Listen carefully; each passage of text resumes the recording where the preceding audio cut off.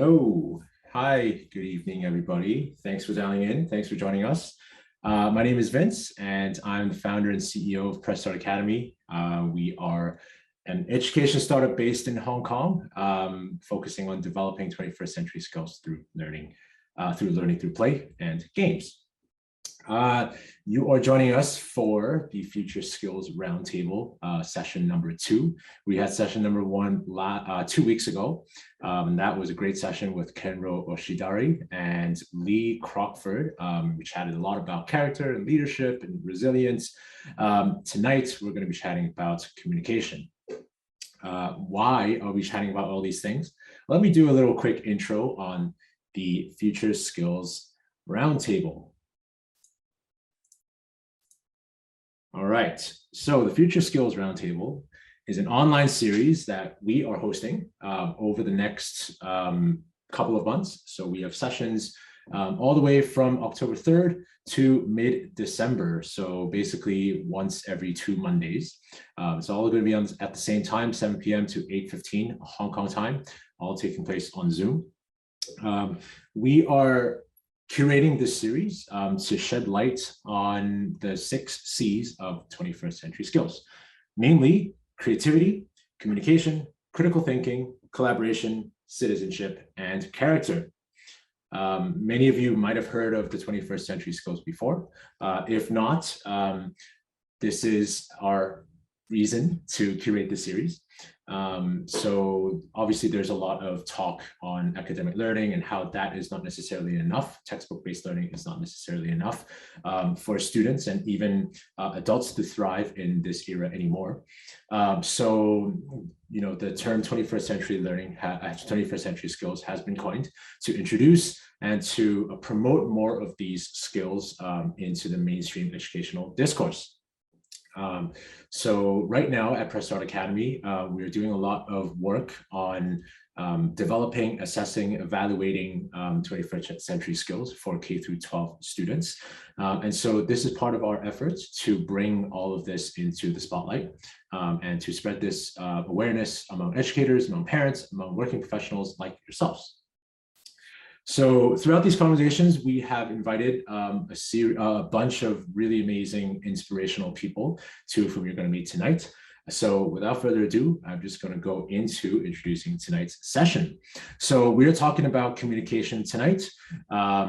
Many of you will have heard of the importance of communication and also obviously know this. To join us today, we have 2 amazing speakers. The first one, Lee, if I can invite you to turn on your camera. Lee Williamson is the Regional Editorial Director at Gen.T of Tatler Asia. He is a Hong Kong-based journalist with over a decade of experience in Asia. He leads Power and Purpose, a new platform encompassing Tatler's thought leadership content, events, and experience across Asia, including Gen.T, Front and Female, and Asia's most influential. He was selected as a, do I say it Wan Ifra? Is that cool, or is it WANIFRA? What's the Wan Ifra? Okay, Wan Ifra. That sounds like a Star Wars. That sounds like a Jedi name.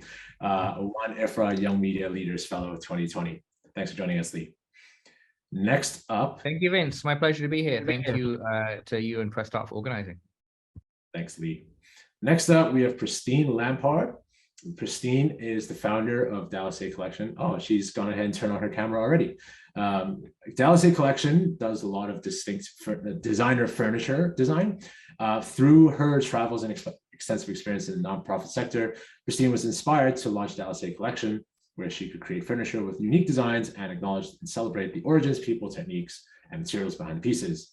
She is a global shaper of the World Economic Forum, a council member of HABI, the Philippines Textile Council, and was named this year as one of Vogue Hong Kong's Women Creatives to Watch. She's also a mom of 2 beautiful young children and loves exploring Hong Kong's outdoors with her family. Thanks for joining us, Pristine. Thank you, Vince. All right, time to turn off my screen share and get to questions. So the format for tonight is going to be pretty simple. We've gone ahead and drafted a couple of questions that Lee and Pristine have on hand. And so I'm going to go ahead and fire them at Lee and Pristine. I encourage everybody who is in attendance to drop questions into both the Zoom chat as well as in Q&A. We will be monitoring this throughout, and we will be throwing them either at Lee and Pristine after our conversation, or if it's relevant, we'll kind of squeeze them in the middle. All right, let's start with Pristine, because at first glance, based on your creative work with Dalsay Collection, you would not only be a great speaker for communication, but also creativity. But I'm happy to have you here to tell us about storytelling, because I know that this is actually quite important to a lot of the work that you're doing. I know that Dalsay is very personal to you. And so my first question to you is, how do you communicate a story that is so personal to your customers or prospective customers who don't necessarily share your life experiences? What is that storytelling messaging process like? And perhaps you can start a little bit with telling us a little bit about your work as well. Yes, thank you, Vince. So there's definitely many different elements of what we're trying to communicate at Dalsay Collection.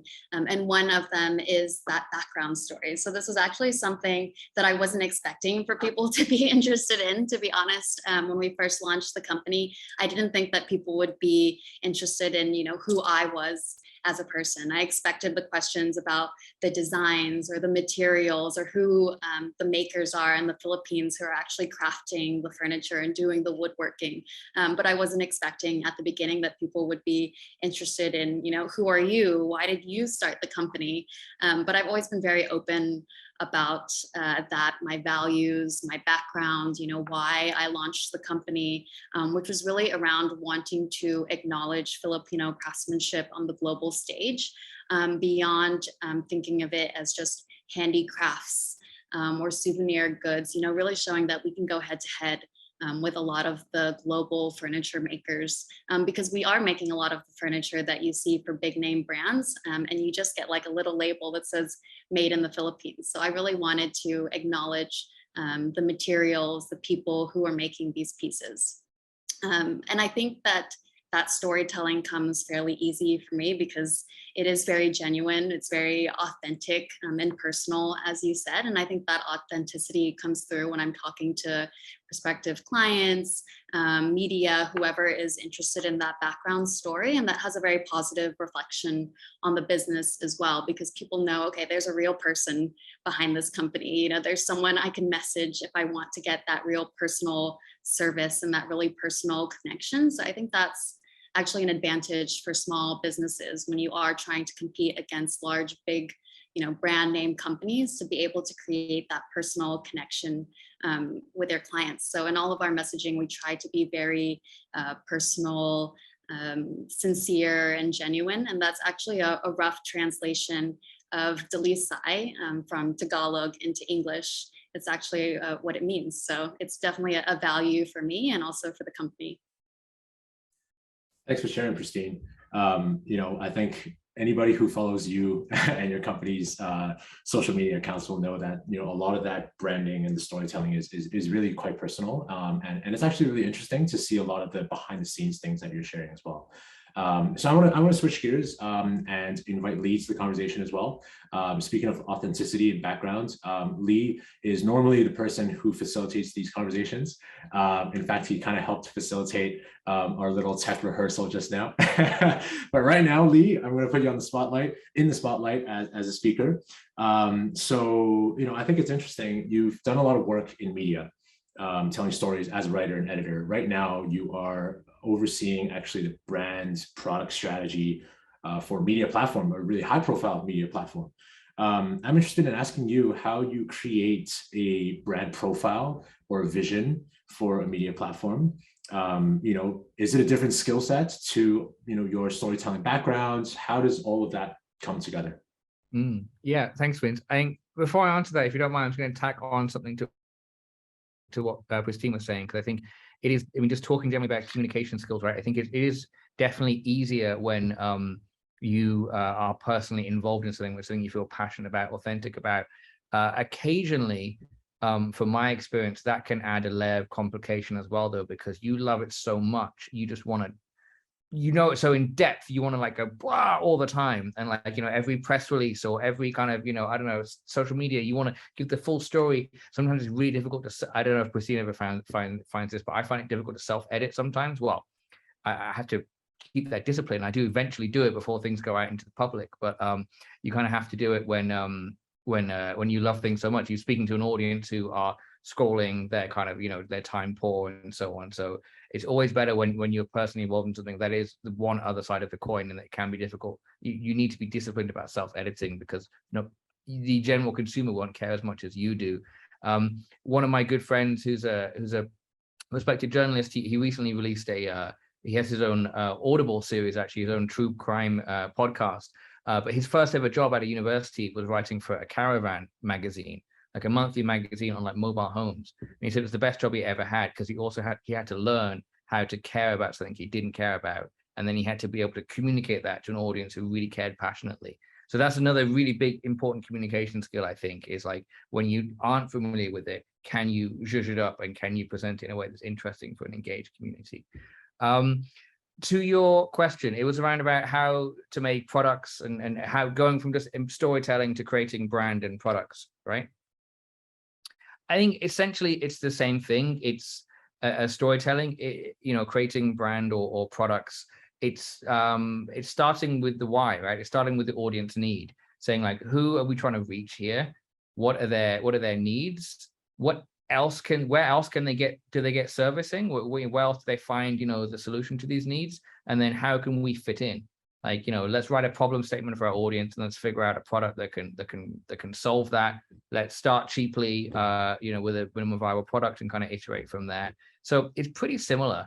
And in terms of like the business side, like working with sponsors and so on, it's similar in that you just need a similar amount of empathy. You need to everything you do, you need to be thinking like, why would this potential client want to back what we're doing? Is there like a synergy? Are we going in the same direction in terms of mission, values, and so on? So, I'm biased, obviously. I've dedicated my career thus far to communication, but I do think that, elements that make you a good communicator also make you good in other areas of business, because it encourages you to listen first and foremost before you start blabbing. Love that. Just circling back to your previous point on caring about something you don't care about. That's a great point, and definitely super valuable when it comes to anything marketing, promotion related. As everybody here and in the audience who might be running their own business would know very clear. So you spoke a little bit about kind of building your past career on a lot of like the editorial side and doing a lot of the writing and media stuff. I want to go to you first, Lee, and then to Christine, to talk about your journeys so far. One of the reasons why I wanted to have you both on for tonight's session is because you both actually have quite varied career paths. And communications is the topic of the day, kind of featuring that skill prominently in different ways. So I wonder if you might be able to find common threads, especially for Christine, where like your previous backgrounds, your previous jobs, positions, how all of that kind of flows together. You know what? Let's just start with Christine, since I just kind of name checked you anyway. So for those who don't know, maybe Christine, you can just give like a really quick, tour of what you have worked on in the past. Sure. So actually in university, I studied math and economics. So I was not in like a creative field or, thinking that I would be in the creative industry professionally. I always had creative interests on the side and hobbies. But I just didn't have a lot of exposure to people who were actually like professional creatives. So it never even crossed my mind. I never would have imagined I would be where I am now. So straight out of college, I went and worked for a software company. I was doing programming. I spent a year doing that. Could go days without like speaking a word to someone, and I just realized it wasn't for me. So then after that, I ended up in finance. Again, it wasn't quite right for me, but then I had the opportunity to transition into the nonprofit sector. So that was something that I'd actually been really interested in doing for a long time. I'd been doing a lot of like long-term volunteering with organizations. So I was really excited about that opportunity. So I ended up working with the Aquila Institute for Women, which is in Kigali, Rwanda. It's the country's first women's college. Ended up working my way up to be the chief of staff of that organization. And then after that role, I transitioned to a full-time role here in Hong Kong with Run Hong Kong, which is an NGO that provides trauma rehabilitation for refugees. So I was largely leading the education program there. So as you said, it's quite varied. It doesn't sound like a logical transition into now running my own business that's in the design industry. But I think throughout all of those different steps, I definitely learned a lot. I learned the technical side with more of the IT and the finance bit, and then along the way picked up a lot of the soft skills, had the opportunity to be more creative working with these smaller NGOs. And that gave me a lot of confidence as well when I started my own business, to be able to have that foundation from all of my previous positions. So it is kind of a path that I would not have predicted. But yeah, very thankful that I am where I am now. I think it's very interesting that, especially I kind of moved across different industries and like different functions as well. There's always kind of like common threads that you can find in between, right? Lee, what about you? I know that you've been in media and journalism for a long time. So, can you speak a little bit about like how that's developed over the years, and like how your roles have changed, and so on? Yeah, absolutely. I mean, firstly, I echo what Christine says. There's that great John Lennon quote, right? That life is what happens when you're making other plans. Like, all of a sudden you just kind of find yourself moving from thing to thing. I mean, in my case, going back to when I was like, at university or just before, I knew I wanted to be in some kind of creative field. Like that much I knew. Beyond that, not really much else. I knew that I couldn't draw or paint. I knew that I couldn't sing. I knew that I couldn't act, and Lord knows I tried. I was in a lot of amateur productions at university and stuff. But I was an insufferable show-off, and that helps. And also I was, if you were being generous, you'd say pernickety. If you were being a bit harsher and probably more accurate, you'd say pedantic, which makes you a good editor. And so I kind of found that I had these skills. And then I went to China just for like a fun year off after graduating, basically. And then, I was like, I'll go to Asia for a year, then I'll come back and, a bit of Arrested Development, and then I'll come back and get real. And then 12 years later, here I am, still, rolling with the punches and building a great career here. I just started working for a local magazine in Hangzhou, China, and then ended up running said local kind of culture magazine, and then moved to Beijing and started working at Time Out. And mainland China at the time, this was pre the Xi Jinping kind of crackdowns. Like it was like you felt like you were in the center of everything, and it was post Beijing Olympics, and people were talking about China opening up and the rise of China, and you felt like the world's eyes on you. So to be in that country, to be in Beijing and like helping the English speaking world understand the culture and history and the best things to do and ways to explore the country was such a fantastic job, and I lived it and I breathed it. And then I eventually moved down to Hong Kong to be the first hire for Gen.T and to help build that. But for me, like just being in the creative industry was my main driver, and it's still what drives me. I like my worst nightmare would be doing something where I knew every week was the same, every month was the same. I like being challenged. I like finding creative solutions, and I get energy off of working alongside and collaborating with creative, smart people. So yeah, that's what keeps me going. What will I be doing in 10 years' time? Will I still be in media or in some kind of adjacent industry? I don't know, but I hope that I'll be working with kind of creative, energetic, collaborative people. I love that. We're speaking about, the context here is the 21st century skills, right? And how we kind of compile them as the 6 C's. It's really kind of all interconnected. I found that last session when we spoke about character, a a lot of it actually centered and moved towards the idea of communication, right? And being able to communicate your personal values, being able to communicate with your staff, with your team. And here we are in a session on communication, and we're speaking a lot about creativity as well, which is really interesting. And I guess it's just an illustration of how fluid all of these things are. I want to move to our next question, or the next question that we kind of prepared, and really kind of starts diving into the 21st century skills.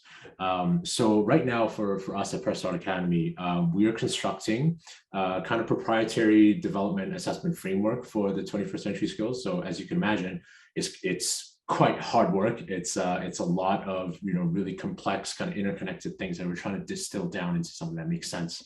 Our starting point for communication is that we're dissecting it into 4 parts. The first one is understanding and processing information, which is quite self-explanatory. Second one is presentation. So not just the intake, but like how do you kind of present that? How do you communicate that? The third is what we're right now calling the communicative product, which is the construction of the assets, the visual assets, and any backing kind of presentation slides or decks, notes that you are using to supplement your presentations. And the last piece is feedback. Now, my question, and I know your answer, my question is, what do you think is the most important skill within communication? I know that you're going to say all of them. I want to ask you to pick one of them, and maybe even like describe to us how you've kind of honed that skill and how that's been valuable towards your career development so far. Lee, can we start with you? Yes, you can, if you can remind me what the things were.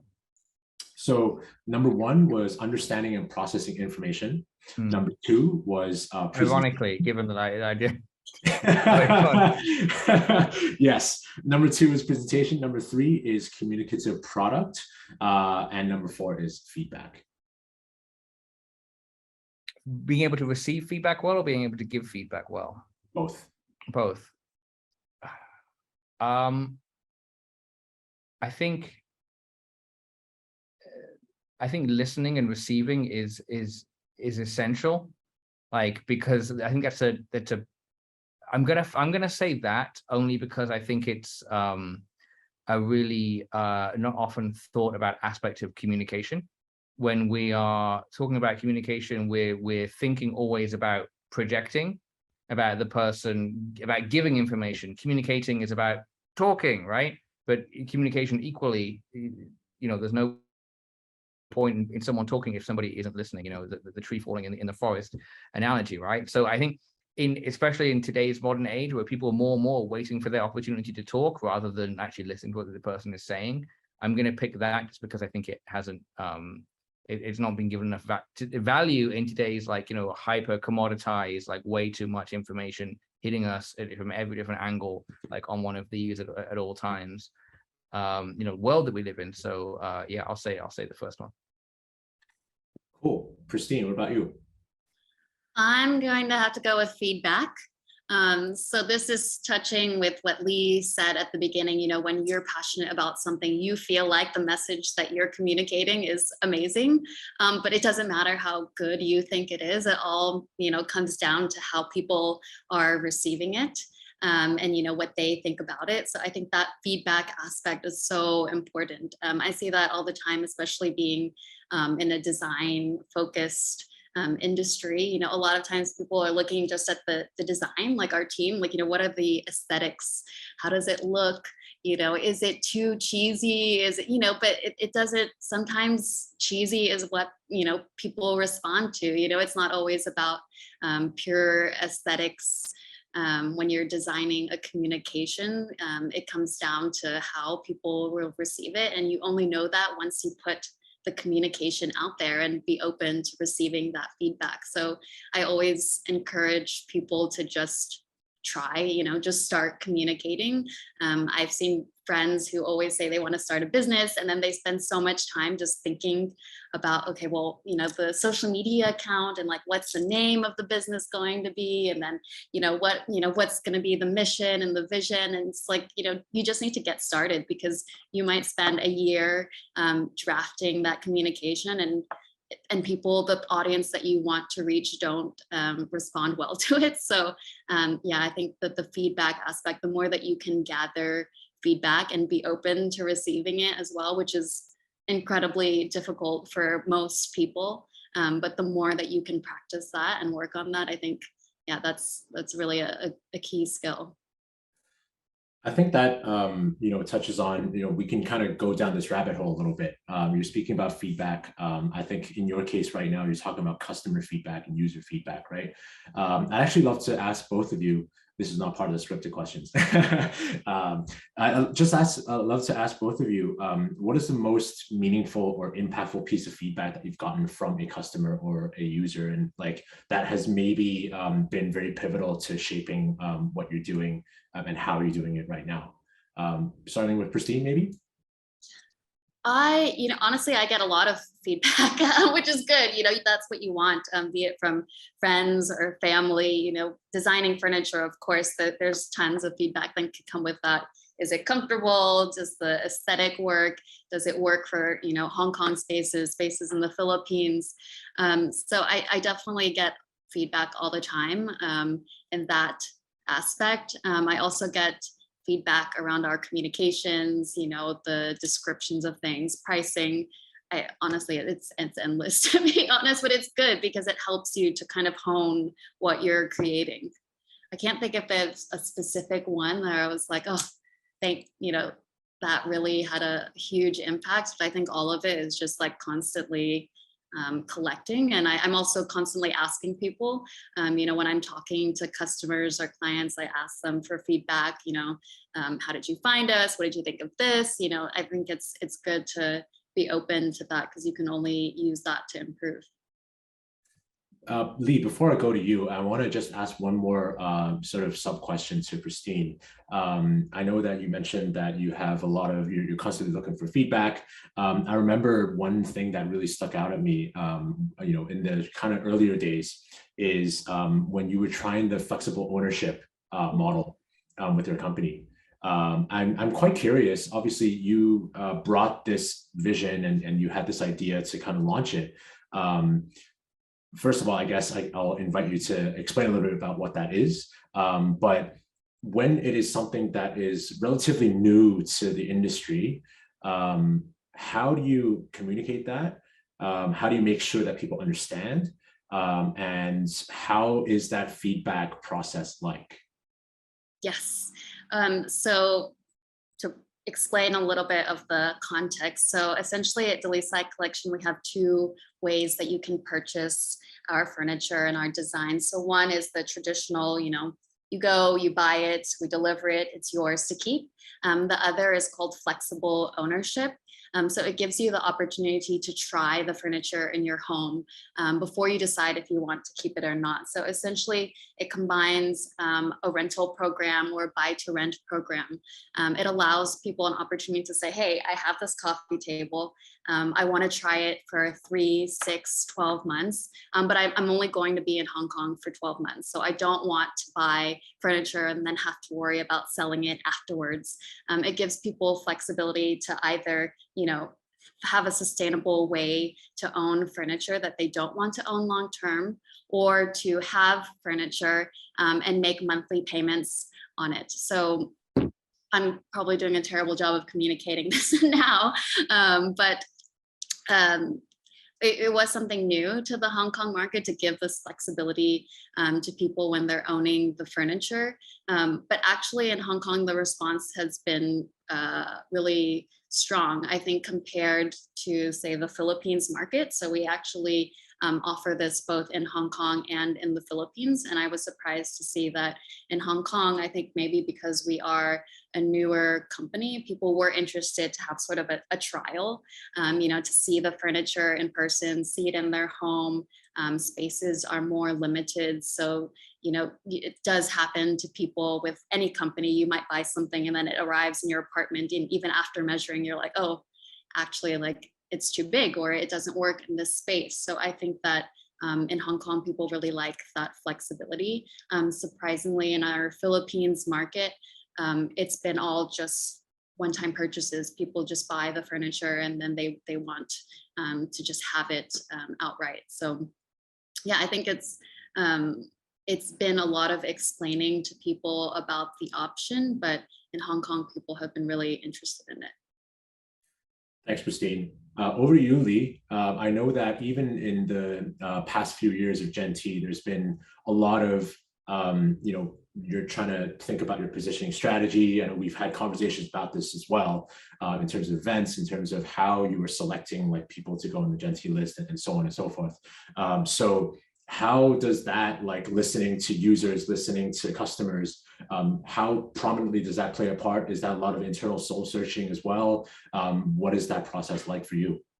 Yeah, I mean, feedback is super important. It goes back to one of the things I said earlier, right? We should all begin with empathy, and starts with listening to your users and your audience and what they need. I mean, obviously in media, you get a lot of feedback from different angles. You put out a podcast episode, people comment on Apple Podcasts or whatever it may be. You release a new put out a newsletter, then people can hit reply and let you know. Usually it's overwhelmingly positive. It's all good with the odd exception.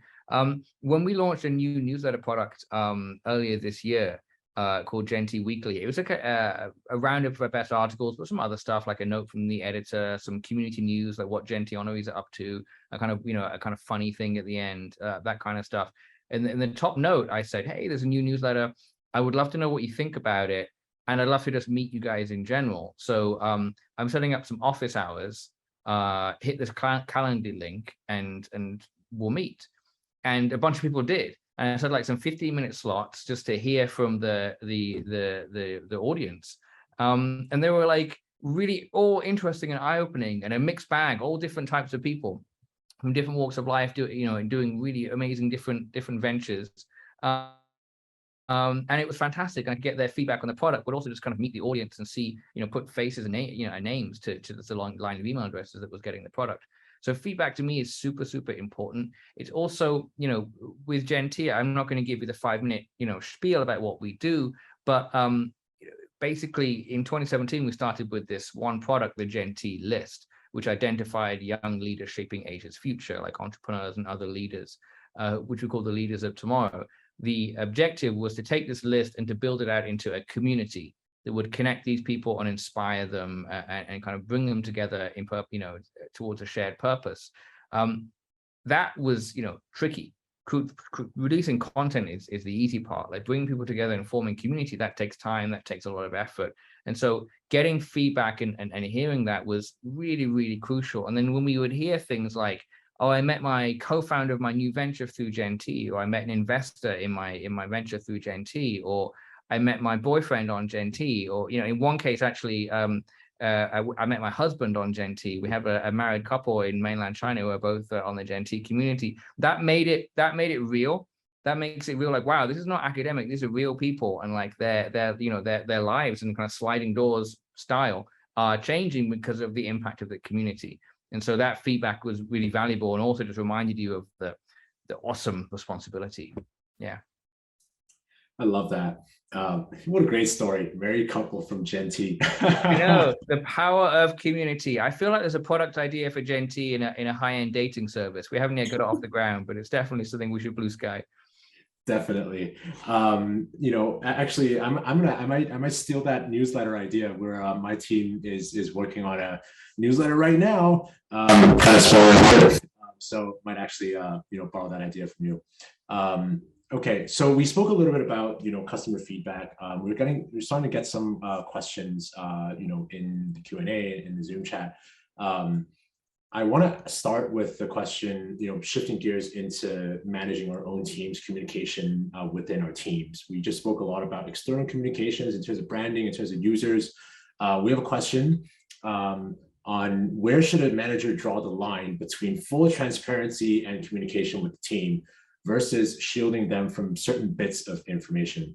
This is a controversial topic, obviously, but I know that both of you manage teams in across different geographies too, so that has to add to that challenge as well. So yeah, where should a manager draw the line in terms of communications? Let's bring it back to Christine for a little bit. Yeah, I think so. I had quite a lot of experience with this when I was working in Rwanda. So not only with many different levels of different teams, but also a lot of different cultures that were coming into play, and having to keep that in mind as well with the communication. So I think it really depends on what is the issue or what is the communication that needs to be shared. But I think it takes looking at, like, depending on the size of the organization, of like who are the people that can also help to champion the message that you're communicating. So it's one thing for me, say, as if I was a CEO of the company, to send out a message to the entire team, even if it has all of the right information and the right level of communication that they need to know.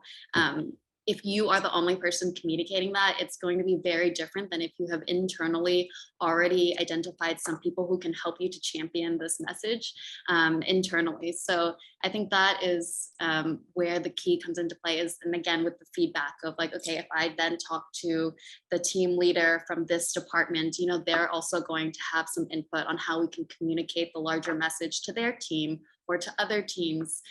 So I think it definitely takes working with the other people and the company and finding people who can help to champion that messaging. Awesome. Thanks, Christine. Lee. For me, I'm just all about radical transparency. Just, I think sometimes it can be difficult to have those conversations. They can be difficult to hear for the team if it's bad news. But in my experience, nothing is worse than the looming fear that something bad is happening in the distance that is above your pay grade or whatever, that you don't know about, and is eventually gonna hit you in by surprise. So I do just try to be, radical transparency is how I try and live my life in general. I would say the only time where I do hold back is if I think something is subject to change. So, we all work in kind of, fast-paced environments. And if, let's say, a decision has been made that's going to affect a couple of, quite a few different people, but I have an inkling that this may be revisited, in our follow-up meeting that we've scheduled to close the loop on a couple of different things, then I'll probably hold back until that, a couple of days' time, until that later meeting.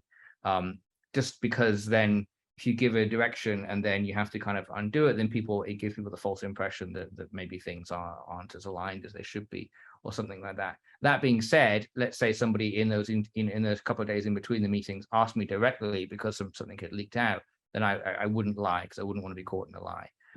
But I think, for the most part, radical transparency is absolutely the right way to go, unless you think that there may be a U-turn or something, in which case I try and keep it to myself for a day or two. That's great. I think I love that we've kind of moved from communication as written communication and like brand storytelling into like interpersonal, like team communication, how you deliver news and feedback to people. We have questions starting to come in, so I'm going to start dipping into all of those. We have a question on communicating with large groups with different levels of understanding.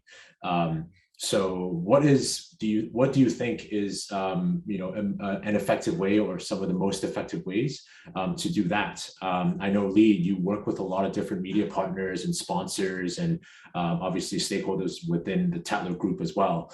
Of like large groups, obviously, but different levels of understanding in terms of what you're trying to communicate, but also keeping it engaging to everybody. Could you speak a little bit about that as well? And then we'll obviously go to Christine afterwards. Yeah, absolutely. I'll start with the kind of external comms first, and then answer a little bit internally. I think, but both answers really kind of tie together, because it's about understanding that people consume and process information differently. So if you're, say you have a brand message that you want to get out into the world, you can't just use one channel anymore, because not all your audience is on that one channel, right? There's certain kind of, push channels and pull channels, and if someone's not following on Instagram, you can't just put something out on Instagram and expect people to see it. So you need like consistency of comms so that people will see. You need it on your newsletter, on your social, on your website. Every talk you give for 2 months, if it's really important publicly like this, I would need to be talking about it. Like, complete consistency of comms on every single channel is important. And it's exactly the same when you're doing something internally, like consistent simplicity and consistency of message. You can't say something once in an all hands meeting or a town hall and expect it to like soak in, and everybody like takes in this, on a 4 p.m. on a Friday afternoon or something. You can expect everybody to like soak in this like DNA shift, so let's say whatever it is to your company, and then they all get behind that and start to action it immediately. People consume information differently, or they process information differently. So as well as some people take it verbally, take information best verbally, some written, some through moving images. So you need to follow up whatever you've just announced, let's say in an all hands meeting, with an email to all staff saying, as I just mentioned, X, Y, Z. Then every time you talk to staff for the next week, you need to keep reiterating that message. Like, consistency and repetition of message is absolutely key, I think, whether you're talking about external or internal. Christine, what about you? Yeah, I think coming off of what you said of the different layers and the different steps of the messaging, I think a key one for me is, again, just like that personal connection. So as much as I can be directly in contact with a potential client or my current clients, and be talking to them one-on-one, I think that really helps me a lot, because then you also are getting the full process of the communication. I'm processing information, I'm giving it to you, I'm getting the feedback fairly quickly. So as much as you can engage in those conversations directly with people, I think the better. Of course, on a large scale, it's not like you can communicate with every single prospective client one-on-one, but at least those very personal conversations can help you to build out the larger communications. Yeah, and thanks for sharing. For both of you, I think this leads into really nicely into another question, which is, how do you target and tailor your communication in order to build relationships in different settings? I think it's kind of related to the question that we just went through just now, but this is a little bit more in terms of like the building relationships piece rather than like communicating news. I think it flows nicely because, Christine, you just mentioned, you can't speak to every customer directly, right? But how do you tailor that strategy so that you can build relationships there? I think for me, it's a lot easier in person than it is necessarily in, DMs or something on Instagram. I find it a lot easier when I can actually talk to people. They can really see my body language, see that I'm a real person again. And then building off of that, there can be so many connections of like, oh, yep, that company, I know Christine, I've met her at this event. And then it continues sort of a ripple effect of building relationships, even if you're not the one speaking directly to that prospective client or prospective partner. The past communications that you've had one-on-one with other people can have that continuation. So I think, yeah, as much as I tend to be an introvert and not want to go and put myself out there, I think, yeah, it helps a ton, I find. I definitely resonate with that. Lee, what about you? I don't think you belong in the introvert category that much. So what does that tailored strategy look like for you? No, I'm not an introvert. I definitely think you have to be something of a social chameleon. My approach generally to personal relationships and networking and communicating one-on-one is just to try and charm and disarm. Just try and be friendly, just ask questions and so on. Absolutely, jumping off what Christine said, like, let's say you're having a difficult conversation with somebody one-on-one, so it's a customer complaint or something else, something like on Zoom is definitely better than DM, but ideally in person if you can. And if you've seen those videos on social media of like two dogs going crazy at each other because there's like a bit of perspex in between them, and they go like, like that, and then the person lifts the perspex and they go, oh, hello, was that you? Was that you? I wasn't barking at you. No, I was barking at someone, like they just like instantly just calm down and go, oh, this is too real. So I think we're also kind of like that as people. It's very easy on the keyboard to be, and even on a Zoom call, but in person, people tend to be a lot more amiable. So, if you're ever having any kind of, disputes in communication is key to that. I do try to bring someone together, in person to just kind of listen to them and then hear them once again express their issues, whatever it may be, in their own words, and try and respond to them as such. I love that. I saw that video actually recently. What a just easy illustration of everything that happens online. Yeah, exactly. Speaking of being amiable, we have a question on criticism. So how do you maintain constructive criticism as compared with over criticizing someone? This is a fine line for sure. I want to let's continue the conversation, Lee, first. How do you kind of tread that balance? I generally just always try to keep the tone professional but yet friendly. Remember that it's never a personal thing. It's not about you have done this, it's the work has done that. Don't personalize things. I also try to I try to action something which I learned when I was at university, when I was part of the telephone counseling service called Nightline. And when they were training us to train others, we had to give like feedback to people about quite personal stuff. It was about their performance and answering questions. And we talk about the turd sandwich. So basically, like, you give them like a compliment, which is a bit of bread, then you give them like what you really want to say, which is the criticism, and then you give them a nice little bit of bread and a compliment at the end. So you go, yeah, that was really, really great. This was wrong, this is wrong, this is wrong, this is wrong. But overall, really fantastic start. So I just try and remember to always kind of open it and close it with key thing, with some positivity, making sure that the key message in the middle also doesn't get lost. Christine, does the turd sandwich apply within the furniture space or within NGO space? I think the turd sandwich, maybe like, I think of it in like a larger scope. So it's maybe not just about that one conversation that you're having with someone and how you're sandwiching it, the feedback in that conversation. I think it really comes down to your overall relationship, whether it's personal or working relationship with that person. So are you only giving feedback when it's negative, or are you giving feedback when it's positive as well? So is every experience that they're having with you a turd sandwich? Because then maybe they're not able to see the bread, because they're like, oh, here we go again, like I'm getting another criticism conversation. But if you can try as much as you can to like just also humanize your staff and really remember there are so many things happening outside of work in people's personal lives, and really try to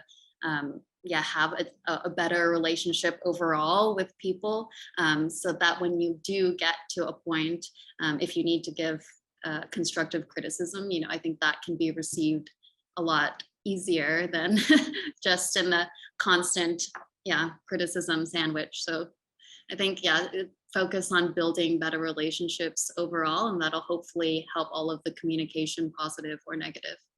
Absolutely. Be there for your team and like be championing them, be supporting them, and be reminding them that like their victories are your victories, their defeats are your defeats. 100%. I just love how Christine just kind of continued with that turd analogy. How long are we going to stretch this, right?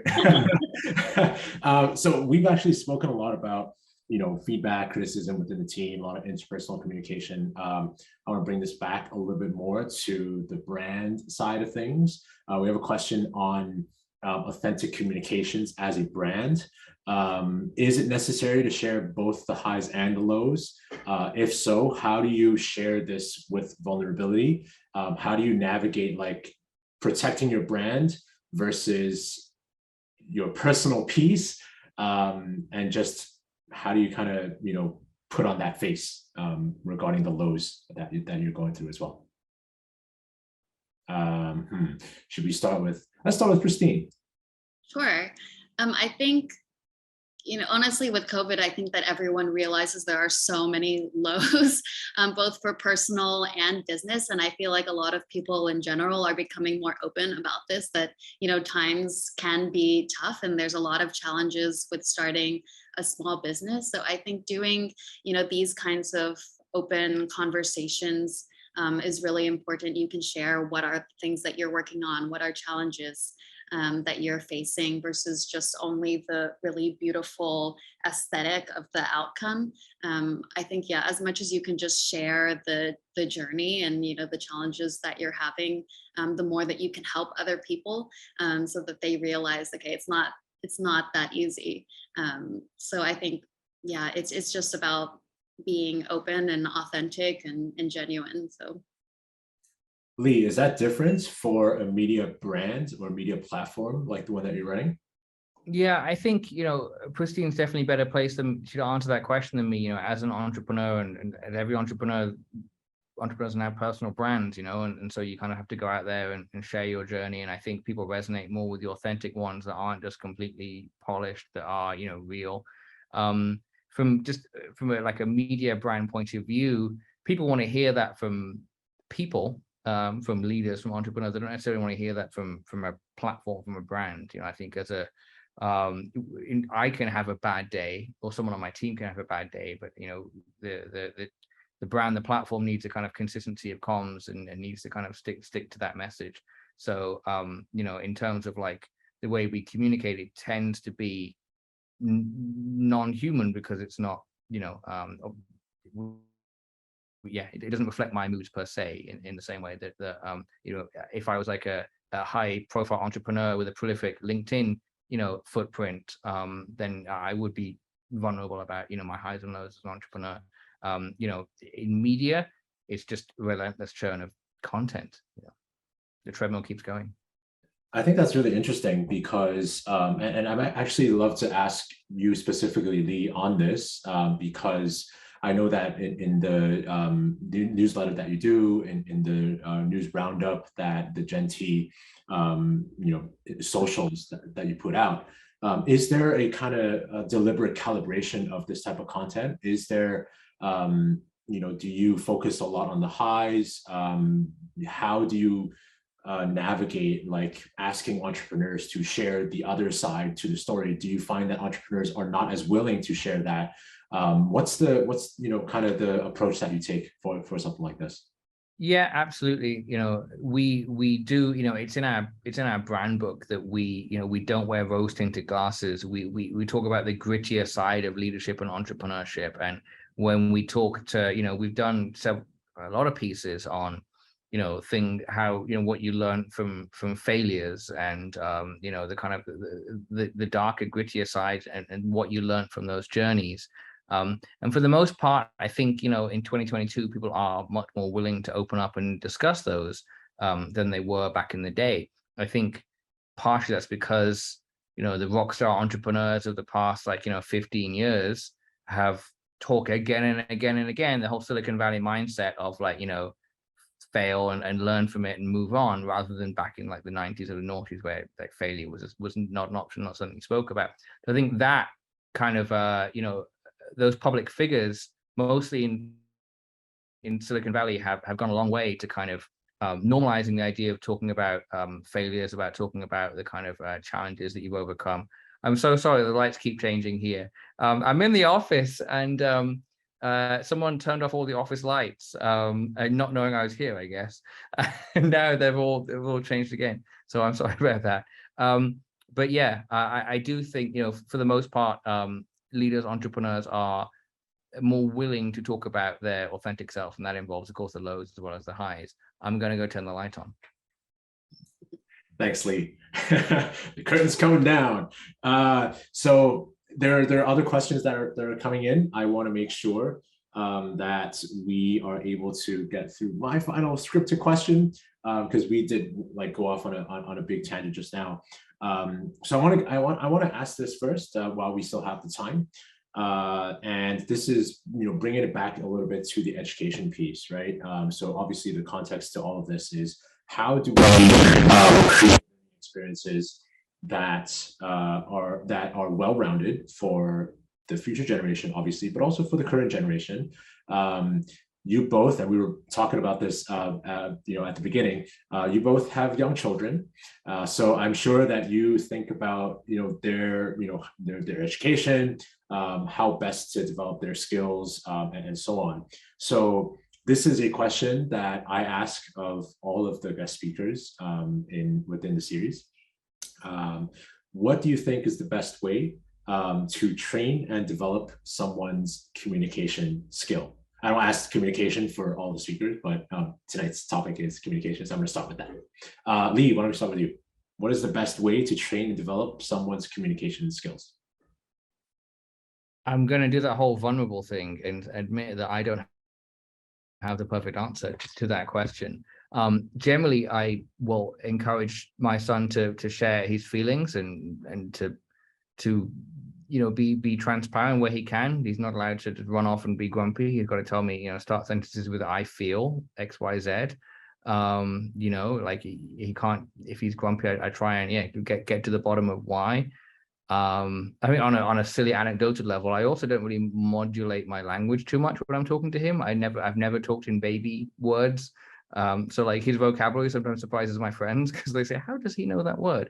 My son is 7, just because I'll have used it around him and with him.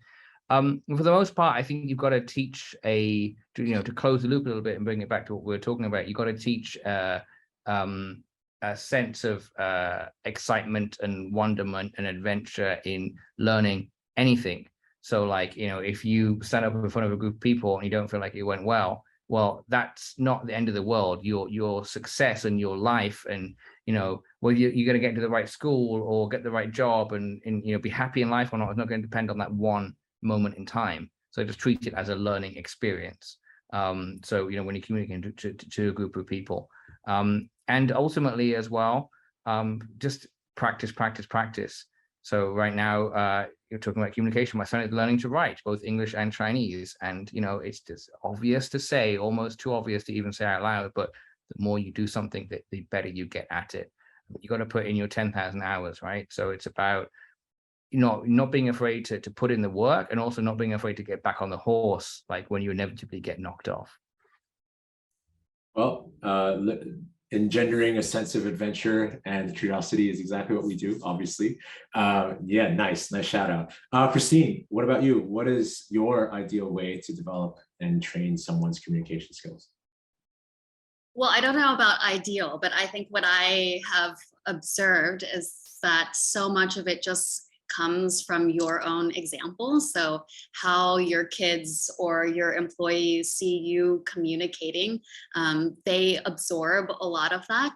And they learn so much from that. So like you said, like your son will repeat things that you're saying. So they also learn how you express your emotions, how you're communicating when you're grumpy or you're happy or you're sad. So even if you don't intend to teach them, like they actually probably learn a lot more in that way when you don't intend for them to, whether it's good or bad.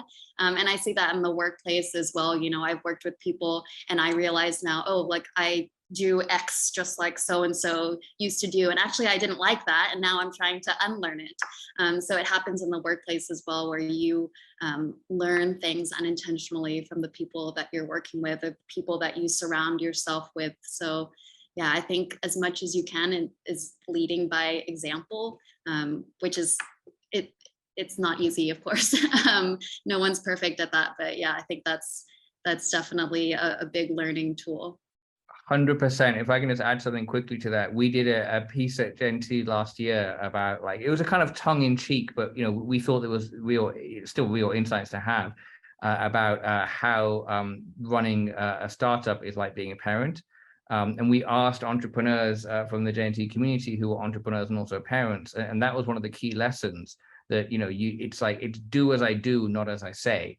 Like if you say one thing and do another thing, kids are gonna usually pay attention and follow what you do, not what you say. And the same with leading with any kind of team. You as an entrepreneur, as a leader, you set the standard, you set the example, right? You can't just say one thing and act in a completely opposite way. You've got to kind of embody that and live that, and people will, if you march onwards with confidence in that way, then people will follow you. They won't if you say you should be doing that, but I'm going to the golf course. I mean, there's a reason why entrepreneurs refer to, our projects and our companies as our babies, right? Okay, so we have time for maybe a couple, maybe one or two more questions. This is a fun one. Have either of you seen an example of this content is nonsense, but the presentation made it sound good? I feel like, Lee, you've got to have some great stories on this.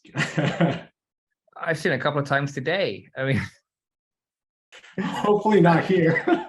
when haven't we all? I think, like so much of communication is the way that you look, the way that you sound, the way things are presented. So little of it is actually, what's on the page or what's actually, the words that are coming out of your mouth. I think 100%. Of course, you will always inevitably get found out if what you're saying is nonsense. But I think you can go a very long way with a bad idea if you are a good communicator of that idea. I'm not going to get political, but think about people who have gotten very far in life with very bad ideas because they are very good communicators. Agree. A little bit, yeah. Christine, what about you? I'm mentioning absolutely no names of former U.S. presidents or anything like that, but Yeah, I agree with everything that Lee said, but I just try, when you do recognize those things, sometimes I think back later and I'm like, okay, before I go in to meet someone or do a talk, I think, okay, I'm just going to channel that kind of energy because I actually have good, something good to share. And then I just need the energy of that guy who was sharing nonsense. So yeah, just recognize it, try to channel it for your good messaging. Mm-hmm. I really think it's one of the most important, unless you are some kind of savant genius, your talent is going to be discovered. Like in the professional world, like people who advance quickly in their career, yes, they're good at their job, but that's one part of it. They're also very good at communicating how good they are at their job. The people who are very good at their job and stick to doing their job sometimes won't get noticed as quickly as those who are able to make people see how good they are. I think communication is I mean, as one of your C's, of course, is so fundamentally important because you can hide a lot, or you can really present something and expedite your career by being good at it. Speaking of which, let's have this maybe as our final question. We have a question on how do we own up to our mistakes and communicate to the other party in a way that doesn't diminish their expectations or opinion of us. I don't want to end this on a low note, so I wonder if we can kind of turn the tables a little bit and just talk about just owning up to mistakes and channeling that in a more positive way. Lee, maybe we start with you. Yeah, I feel like I'm spouting about a bunch of cliches this evening, but I mean, in general, you've just got to be, if you get caught doing the wrong thing, I'm not going morally, but having made the wrong decision or making a mistake, the only way out is to own up to it, is be completely transparent and to say, I'm a work in progress, like everybody is. I'm still learning. The problem in life is when you think that you know everything and you stop learning. That's when the real rot sets in. I apologize for this mistake. I've learned from it, and specify what you've learned from it so that people don't think it's just empty words. Say, I've learned X, Y, Z from this process. And I'm gonna put all my efforts towards setting it right. I think that's the only way forward. You can't ignore it. If you've got, and then don't expect that apology is going to get you the credibility back straight away or the trust back straight away. You got to understand that it's a process of consistently reminding people of why you were good at that role or why you were given that responsibility in the first place. And then, and it's a mental health game of just trying to keep that resilience and and not doubt yourself, and then keep working towards making things right. Christine? Yeah, I think especially on the mental health bit, what helps me the most is just to just bite the bullet, and just as soon as you realize that there is a mistake or something that needs to be rectified, is just do a quick pep talk and just get in front of it, and just get out there and admit to it, or do whatever messaging you need to do around that mistake, and don't let it simmer for too long, because that only makes it worse. As soon as you realize it and you can try to start to maybe rectify the situation for someone, I think that always is appreciated, versus saying, oh, well, 2 days ago we found out, that this happened and there's going to be a delay. As soon as you can start to fix the situation and start communicating what you're doing to fix it, I think all the better. So just get ahead of it as much as you can. All right, so we've talked a lot about, brand communications, interpersonal, team, just everything under the sun regarding communication. So my final ask is if you can share one nugget of wisdom within this topic, whether it's on the team side, on the interpersonal side, relationship building, or brand positioning, one thing that you really live by, one principle or one idea that you really want to spread on communication, what would that be? Christine, let's start with you. So I think, as I mentioned earlier, I'm an introvert. So for me, a big aspect of the communication skill building is just practice. So, no one, even the best communicator out there, they're practicing, or it took a lot of practice for them to get to the level they are now. So my last little tidbit will just be, get out there and just practice, just start communicating, and just always be trying to improve that skill. Thank you. And Lee? For me, it would reflect back on something I've mentioned a couple of times, which is never underestimate how little people are listening. Nobody cares about your thing as much as you do. Nobody knows about your thing as much as you do, and everybody has busy lives. So whether we're talking about brand comms or building a platform, whether we're talking about internal communications within a company, consistency of comms is key. You cannot say something once and expect it to sink in. You need to live and breathe that message if it's like an internal thing you're trying to communicate. And and if you're running a media platform, or you need to make an external, you need to promote something externally, you just need to just make sure that everything is about that one thing, because people are busy, if they have a surfeit of information, and so yeah, you need to be just consistently about that one thing throughout. Like I said, that's why I'd improve, if I could improve one thing, or say one thing is key, it's listening, because most people aren't. Thank you both. We are right on time, as I promised to both Lee and Christine. So I'm going to let everybody get going. Before I do, please join me in thanking Lee and Christine for spending their evenings with us. I learned a lot, lots of lessons here that I think are pretty valuable. So thank you both for spending the time. Thank you, Vince. It was a real pleasure. I'm going to go navigate through the dark corridors of this office and try and get out. If you don't hear from me by when we have drinks on Friday, please call the relevant social emergency services. I feel like 4 days is quite a lot, Lee, but yes, I'll check in on you. Thank you both. Thank you. Bye, everyone. Thank you both. Pleasure.